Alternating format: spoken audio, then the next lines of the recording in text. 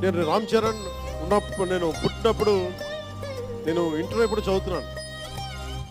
Inter చదువుతున్నప్పుడు నాకు అన్నయ్యకి అబ్బాయి పుట్టాడని చెప్తే ఇంట్లో నామకరణం చేశాను.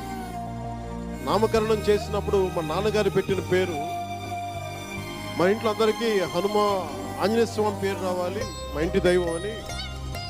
రామ్ చరణ్కి రాముడి చరణాల దగ్గర ఉండేవాడు ఎవడో హనుమంతులు, ఆంజనేయ స్వామి.